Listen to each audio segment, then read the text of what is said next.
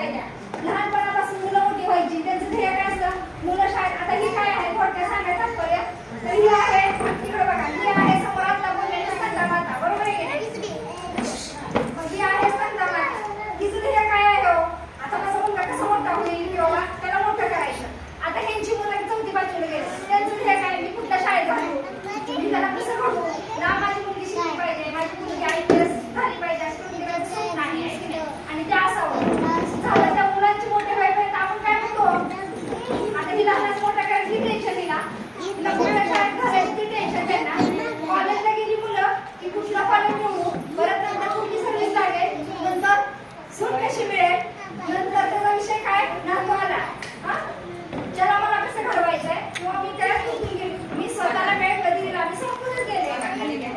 म्हणून आपल्याला काय करायचंय तर आता सांगितलं, ही जी आपली अंगणवाडी असू द्या, जिल्हा परिषद असू द्या, माध्यमिक शाळा असू द्या किंवा आपली ग्रामपंचायत असू द्या, जर आपल्याला कुठं कधी बोलवलं तर आपल्याला जाता आलं पाहिजे.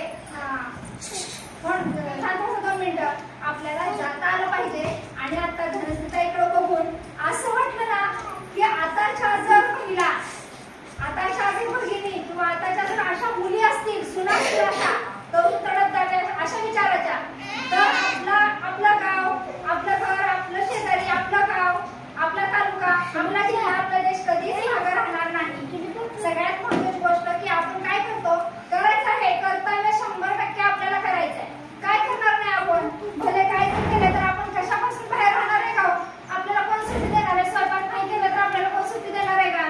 किंवा मी माझी ड्युटी नाही निभावली तर मला सुट्टी देणार आहे का? तुम्ही तुमचं बाळ नाही सांभाळत तर कुठल्याच कामाला आपल्याला सुट्टी नाही. पण त्याच्यातून मला काय करायचं माहिती आहे का? काय महिला, आता आपल्याला कुठली गोष्ट आपल्याला घ्यायची तर ती वापरता पण आली पाहिजे. त्याची जर आपण 2 वर्ष ठेवून गाडी पण 2 वर्ष वापरतच नाही का, त्याकडे बघायचं ठेवायचं, मला नाही ना, मी शेजारीच मागून जाईल. पण मी जाईन, मी तिथं फ्रेंड पोचीन, मी मुलांकडे घेऊन जाईन, मी माझ्या 2 भगिनी घेऊन जाईन. जसं आपण कुठल्याही कार्यक्रमाला एखाद्या पिक्चरला जातो, एखाद्याला जातो, एखाद्याला जातो, त्याच पद्धतीनं मला ही कुठली आपल्या सामाजिक काम असू द्या. आता मॅडमने सांगितलं की सामाजिक कामात ज्यावेळेस आपण इन्व्हॉल्व होतो, ज्यावेळेस आपण त्या कामात पुढं असतो किंवा आपण काय होतो त्याच्यात, त्यावेळेस सहभागी होतो, त्यावेळेस आपल्याला त्याची किंमत कळते. अंगणवाडीत काय चालतं, नेमका आहार कसा असतो, की बाबा मातृवंदना योजना फॉर्म का भरायचा, आम्ही का भरतो, कशासाठी भरतो.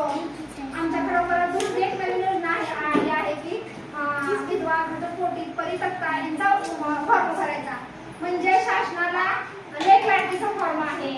शासनाला अशा विविध प्रकारच्या योजना राबवून आमच्या माध्यमातून असो, शिक्षकांच्या माध्यमातून असो, की तुमच्यापर्यंत पोहोचवायच्या. मग बघा, आता ज्यावेळेस आम्ही विधवेचा फॉर्म भरायला घेतो, म्हणजे सॉरी बरं का, असं काही नाही, की ती फॉर्म ज्यावेळेस आम्ही भरायला घेतो त्यावेळेस त्यात एवढ्या सगळ्या विचारणा होत्या त्या, किंवा एवढ्या सगळ्या ह्या आहेत, तुम्ही ह्याचा लाभ घेता का, त्याचा लाभ घेता का, हे मिळतं का, ते मिळतं का. मग ही कशाला विचारलं असेल शासनाने आम्हाला किंवा आपल्या फॉर्मला, तुम्ही अजून तर एवढे विषय आहेत, तुम्हाला आधार कार्ड काढण्याची गरज आहे का, शासनाकडून मदत पाहिजे का, रेशन कार्ड काढण्याची मदत पाहिजे का, दाखला काढण्याची मदत पाहिजे का. अशा शासनाने म्हणजे ह्यांना काय हेतू साध्य करायचं माहितीये का?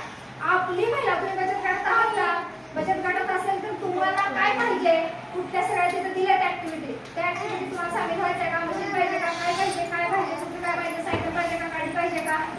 शासनाला आपल्याला एवढं साध्य करायचंय की आपली महिला, या देशातली महिला कुठल्याही प्रकारे वंचित राहिली नाही पाहिजे.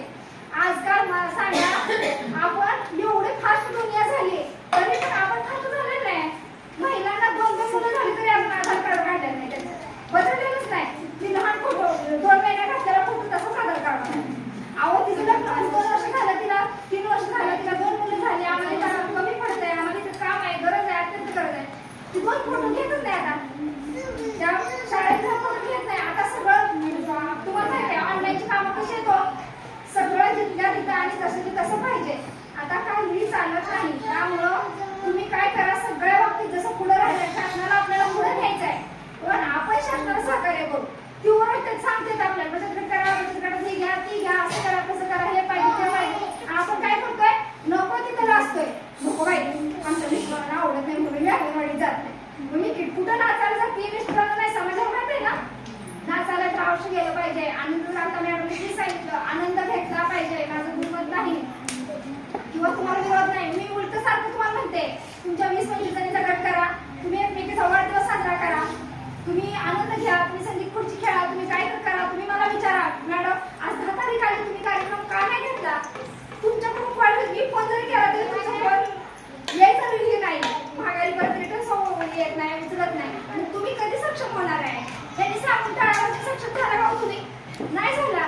मी तुम्हाला दरवेळेस ते सांगते. आता ह्या वेळेस तुम्ही असा पाऊल उचलून जावा की ह्यातल्या 20 जणीचा माझा ग्रुप असेल आणि त्यातल्या प्रत्येक जणीचा 1 महिना 2 महिना वाढदिवस असेल. ही का माध्यम करायचं आहे. मग वाढदिवस असेल असू द्या काय असेल असू द्या तुम्ही महिला मंडळ करा.